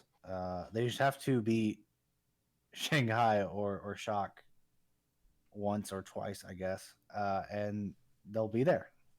I want them to make it through the winners bracket. Actually, I think this would be hilarious if they make it through the winners bracket, make it to the finals, and then they lose at the end. Like they beat Shanghai, they beat Shock, and then they just lose to one of them at the end. I think this would be fantastic. Imagine they do that and then lose to Seoul. Still comes out of nowhere and just wins. Seoul comes like it's a finals of Seoul versus the Fusion, and Fusion lose to Seoul, and it's like it's the ultimate bittersweet moment where Seoul actually proves it's a good team, and Fusion is like, well, shit, I am the redheaded stepchild of the Overwatch League. So they just try to buy out Profit so they can't lose to them again.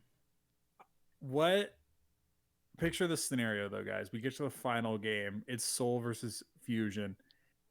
3-3, all tied up. Chipsa comes in for the final control map. No. It's Like, massive. It's a massive play. It's a massive dub. He's super. All of his unluckiness to this point has been building for him to be lucky for this final game. Or I was okay, hold on. So in that Storyline, situation storyline. here, let's go down this rabbit hole. Let's say this actually happens, right? What if Fusion just purposely throw at that point and they just have all their money on the dynasty? And they use that money to then buy out profits. See, there you go. That's how they work it out. Yeah, there you go. I was talking with Labosco yesterday about I want to see I wish I could see the money line on whether or not, like, what are the odds, like the betting odds that Chipsa gets to play during Grand Finals weekend. Mhm. I wonder if anyone even wrote those odds. It's got to be astronomical. It's every DPS player gets COVID instead of him, and then they put Boombox on the other DPS. And there you go. You got it. I think that's Alarm's the only way he's gonna be able to play. Alarm's going to use 2 computers at the same time. That's It's what I gonna hope be I- like, what was that back in the day? Totem, you'll remember this with Warcraft. Is like one person would be controlling like 5 different Death Knights in Oh yeah, like PvP. multi-boxing. Multi-boxing in Warcraft used to be a thing where like It's still a somebody thing. would be like, it's still a thing, but not as prevalent. But like you'd have like 5 different like accounts, and they that's what I imagine Boombox to do. 5 boomboxes in Chipsa. Soul can definitely Oh. win. I mean, any of these 4 teams can win, but Yeah. I think I'd be mad if Soul wins. I think I'd be mad. I think I wouldn't be happy. It's like when Washington was making its run.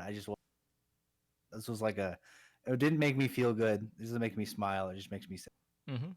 Because these 3 teams, I mean, Shanghai, amazing season. I think they've won almost every tournament except for the one that Charge won.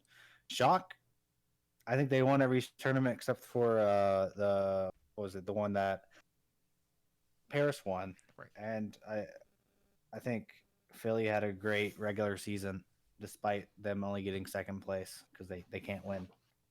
So for me, I would hate to see Seoul win. I think it would be just such a slap in the face, and the slap to this season, which has already been such a weird one. It's like, oh yeah, there it goes. There's Seoul again. Of course, like it'd be cool to see like Prophet win it again because he's like honestly the best player to be shown in a while. And if not, he's the LeBron of the league. But I'd feel bad for these 3 teams who've had amazing seasons despite the hardships. Right. To see some random team come out of nowhere. But yeah, I'll have to wait and see. Let me quickly go over the rest of the schedule here, and then we'll make our predictions for the finals. So going into Thursday, we kick things off in a lower bracket, and that starts at 2 a.m. Pacific time. So that would be between whoever loses the Shock versus Dynasty, going up against the loser of the Dragons versus the Fusion. After that, we go to the upper bracket finals, which is at 4 a.m. Pacific time, with the lower bracket finals happening at 6 a.m. Pacific time on Friday, which would lead us into the grand finals, which take place on Saturday at 6 a.m. Pacific time.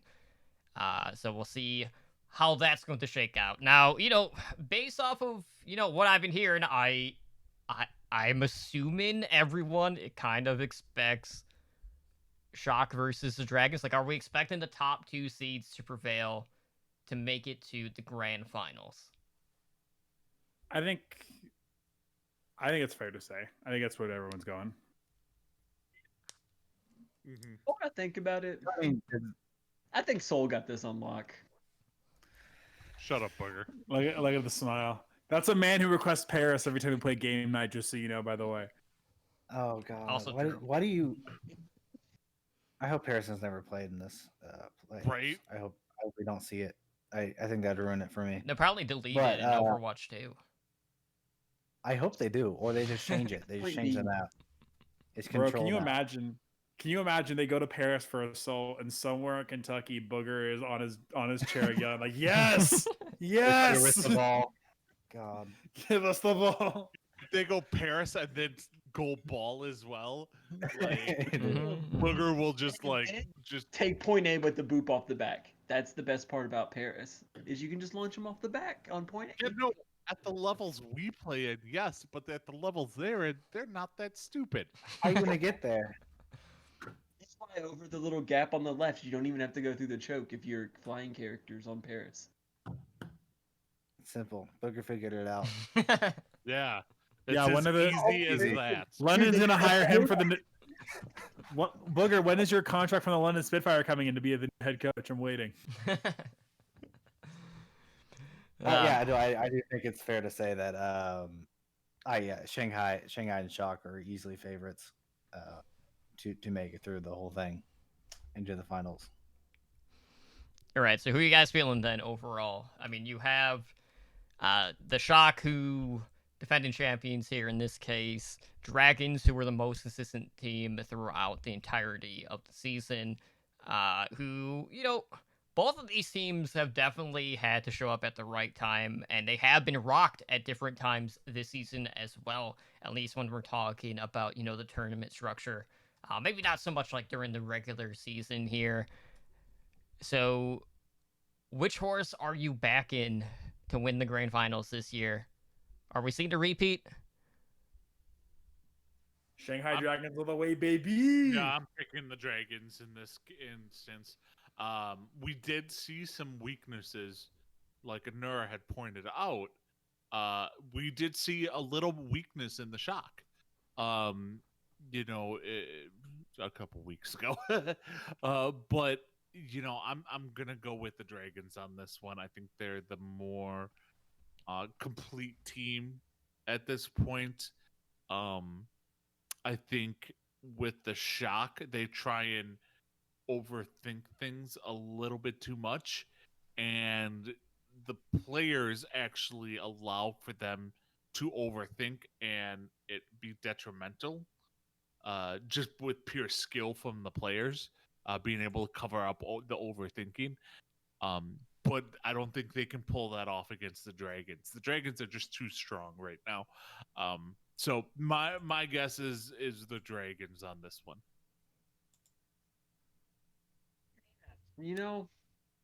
I really do just want to back Soul Dynasty just because I think they have a better chance than y'all think.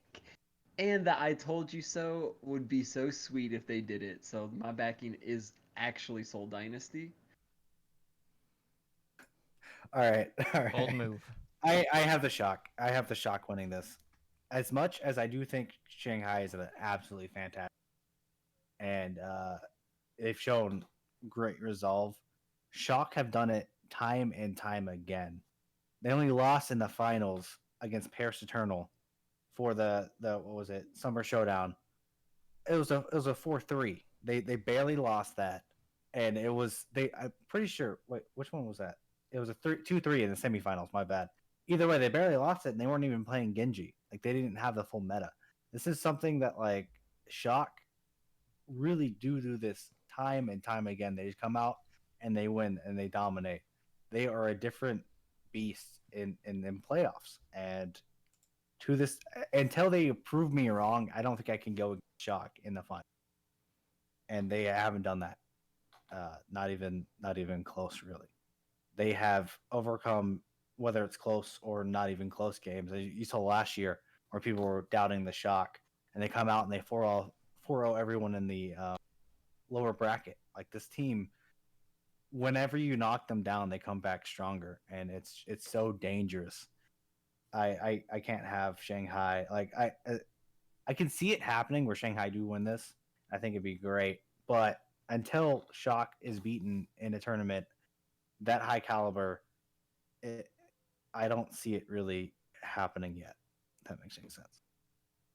I got you. What you thinking, Ramses? Shock, Dragons? I'm thinking Dragons over Shock, 4 maps to 3. I think it'll be really tight. I think it'll be really close, especially after they get a game to really study each other. But when it comes to playoff time and you have to go like all in the whole way, I think this is Shanghai I think Shanghai completes the redemption arc from season 1. I think they make it. And of course, it's Shanghai fashion. You have to only win by 1 map after 3 either ties, or you have to play 7 maps total. That's just how it goes. Mm-hmm. Yeah, for me this year, I'm still going to back the Shock in this case. So we're gonna split this 2-2 to the meme one. 2-2 to the draw. You know, like for me, there's just something to be said about like that championship pedigree, and like I understand the viewpoint that Ed was coming from, where you know there have been teams in the past, whether you're talking about esports or traditional sports, where when they win the championship, things start to get a little like lackadaisical, and they start to like not really put their foot on the gas pedal. The Shock don't really strike me as that sort of team. And you know, I know like they've had moments of vulnerability this season, but this is a team who have basically brought in Ons, who has really just been like that assassin type role for this team. They have had just more impressive DPS, like just across the board, and have been interchangeable at that particular position more so than we've seen from the Dragons throughout the vast majority of the season, as meta as Fleta has been, you know, kind of throughout all things here. But I just think they're the better coach team, and that is going to prevail, regardless of any sort of differentials in, you know, preparation leading into game day with the whole quarantine situation. I think the Shock take it. We'll have to see, Totem. We'll have to see. I don't think that would surprise any of us here. I think pretty much any of the 4 of these teams winning wouldn't surprise anybody. A team that's not one of these 4 teams wins, that would be really surprising. The Houston Outlaws with a steel chair, finally. No. They snuck aboard a flight to Korea. Mm-hmm. Absolutely. So, I know a lot of these matches are really early. As I said, like, I'm on vacation. I am planning on watching live. Is anyone else planning on doing the same this weekend? I believe I'll be watching live on Thursday and Saturday. Maybe not Friday. I will be for Saturday. Oh, for sure. I wake up at 4 a.m., so this is going to be really good for me. It's like perfect time for me. So I'll be bringing some coffee and some Jack and having a good old time. So, waking up for it and not staying up until it. Yeah, no, I wake up at 4. Confusing, dude. I mean, I work at 7:30 in the morning, so I'll catch the second game on both Thursday and Friday. I make 0 promises for Saturday, though. It all depends on how fun my Friday night is. Honestly, you know who could be to blame for me missing it on Saturday? Booger. Fair point. Like, if he's like, let's play some Valorant or whatever, I'd be like, God damn it, Booger, I need to wake up. I'm the one saying let's play Overwatch, and everybody else is saying well, let's play Valorant. You always say that, and nobody agrees with you. True. Well, because you're like, let's play Paris, and I'm playing ball, and nobody's like, oh, fuck that, I don't want. If you ever want to hear 18 people all yell at Booger for 3 seconds, you just gotta come to a game night where he suggests Paris. Even when it's rightfully his choice as a team captain, he still gets shouted out of the room. I would rather play that Roadhog fucking hook game around the circle, the pit on Ilios, than ever play Paris. Wow, strong words coming from Ed. Yes. Knowing that he absolutely refused to play that game mode. Yeah, I just sat and spawned the whole time. I'd rather do that than play Paris. Oh, man. Well, I'll probably definitely just be chilling in voice chat if anyone is planning on watching live for the grand finals. But should be an interesting weekend ahead. Can't wait to see what all sort of shenanigans we're gonna see. And maybe we'll get an announcement that isn't Overwatch. Well, we know it won't be Overwatch 2, but maybe we'll get some sort of other announcement during the grand finals broadcast. Who knows? Please. Or maybe the sprays Free to was play, the please. announcement. Who even knows at this point, guys? But If wasn't the Sprays was the announcement. announcement, that'd be the No, most it's not. Blizzard shit to do. this is Blizzard we're I talking about. cry. Would you really be surprised? Because I definitely wouldn't be, knowing that we're waiting 15 months from Overwatch 2 announcement to actual Overwatch 2 news. So, yeah. It's a Need problem. calendar I don't get to it. count down. It's the Blizzard Countdown soon to that we what? all already know. Or count up. It's an up. Count up, not a Oh, countdown. All right, well, that should basically cover it. So I think it's time that we close things out for tonight. So again, guys, I do want to thank everyone who stopped by for our live show tonight on Twitch. And of course, thank anyone who's going to be listening to the audio format, before the grand finals, obviously, because what's the point in listening to a preview show after the fact? That would be weird. Yes, that would be weird. But, I appreciate everyone. Yep. Before we end, I understand this is kind of like weird, but the Guangzhou Charge just released their head coach Jin and their assistant coach Okay. Taidola and Sung Woo. So I don't know if we want to talk about that now or we can do it another time. We've already been going for so long. Yeah, I think but- we touched up on that on the next network show, Sounds good. since it is Cool. kind of breaking. So again, That's good. guys, thank you so much for being here, and thank to all of our co-hosts for being here tonight as well. Good to get the squad back together again for a special, which the next special will probably be BlizzCon, I would imagine. Where we still don't get any Overwatch 2 news. Oh, we're going to get news. And if we don't, then we have some serious problems. If you guys are wanting to help us out, obviously we are a podcast network. So, Booger, why don't you take things over? Yeah, if you will, be sure to head on over to your favorite podcatcher and leave us a review. We're always looking at ways to make the show better and improve everyone's listening experience. You want to talk about the Overwatch Recall now? Yeah, I got that one. Actually, every week we release Overwatch Recall, which is a bunch of additional Overwatch content on the website. All the different podcasts that are going on, and not just for Overwatch League, but also for Variety. If there still are any Contenders podcasts out there in the ether, they're on there too. So every Monday night they release Weekly Recall, and then it's followed by a podcast released every Wednesday. For more info, you can follow us at OW Recall on Twitter, which is at OW Recall.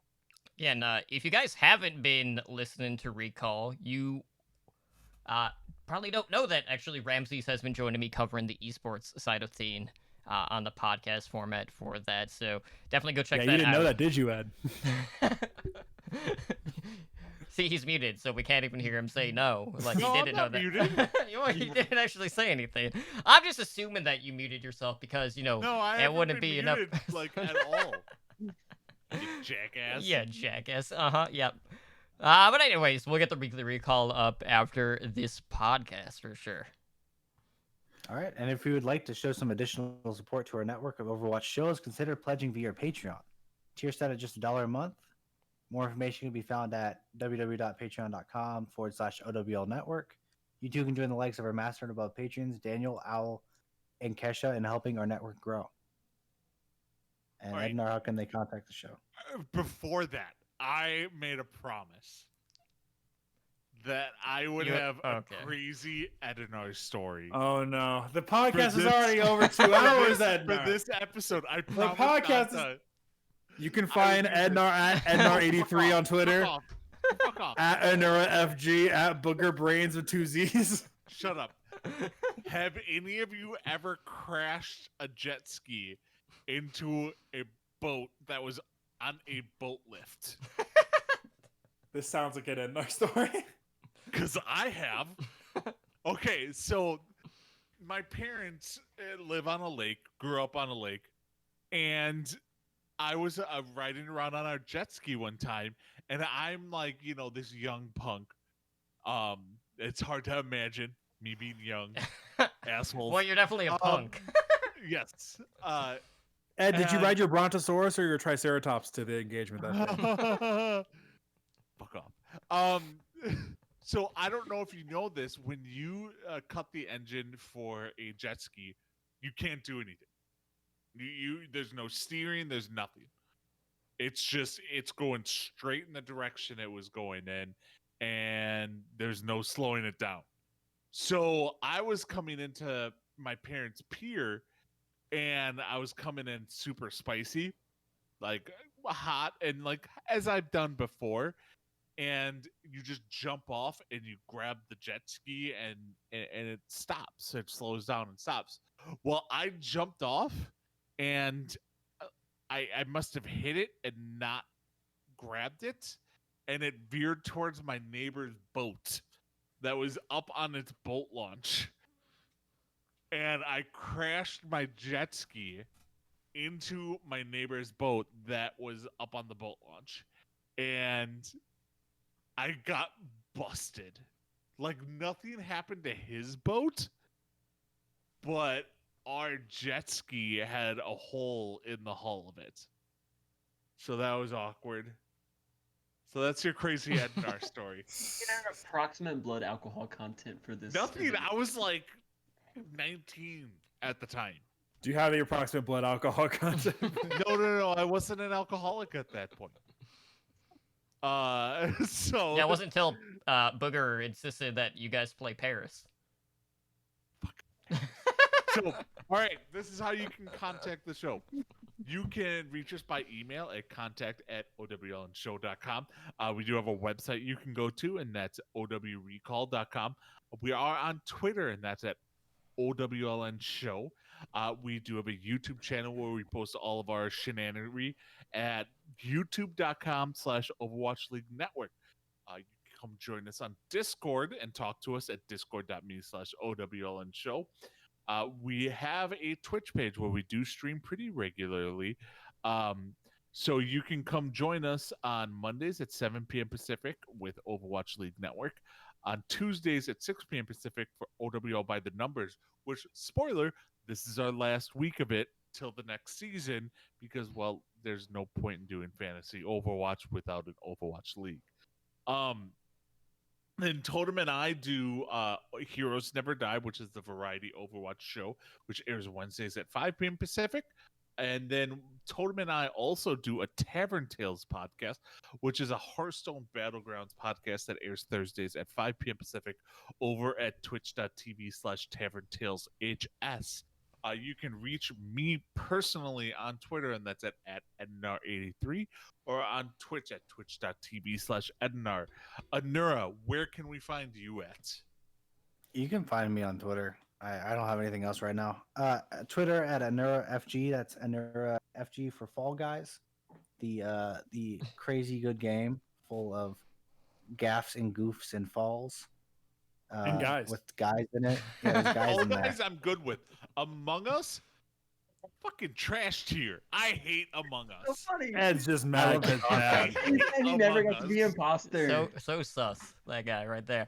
I'm just gonna give it like another 2 weeks before Nura changes his social media again. Yeah, the next big game, Yeah. whichever one comes out. Yeah. Cause I'm like trying to go pro without actually trying. I wrote like your old social media tag, and I was like, wait a minute, let me just double check. And I was like, is that a Nura? Because like you changed everything. I was like, oh okay. I had to read your profile just to make sure I had the right one. Yeah, I don't like being the same thing over and over again. It's kind of boring. You know, you gotta switch it up. Well, I mean, you're still a So, Gladiators Fall fan, Guys. so you haven't switched that. Oh yeah, but they change all the time. Until This is last year true. when They- they had like They different- changed for you. we had Fisher season. Yeah, they changed with the times, and that's what we were the Big Geese for a bit. That was pretty cool. Enough change for me. I have a trivia question, real quick. Who leads the Who leads the NFL in touchdowns right now? Is For it the Josh season? Allen? No, in touchdown receptions. Sorry. Oh, I see that. Robert Tanyan, backup tight end for the Green Bay Packers. Wow. He's caught 3 of them Dang. tonight. He has 5 on the year. I mean, Dang. you are also facing the Falcons, so Shut your pie hole. there is also that. But Booger, where can our listeners get a hold of you? Find me on Twitter at boogerbrains with 2 Z's. I'll respond to everybody. Absolutely. Ramses, how about you? You can find me at Ramses_OW. You can find the other show I do at PushPointPod as well.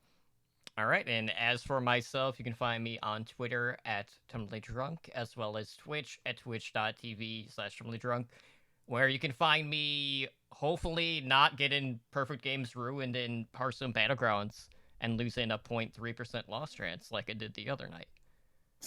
That tilted me off the face of the planet. Oh, dude, you were fucking bitter. Feels bad, man. But anyways, enjoy the grand finals. We hope to talk to you during the games over in our Discord voice chat. And if not, we will see you guys back probably next week for our next podcast episodes. Everyone take care. Have a good night. And we'll see you then. Boy, Twitch Later. chat, Misfit, Elizabeth, N17 in Johnsonville. not Johnny. Fuck Johnny.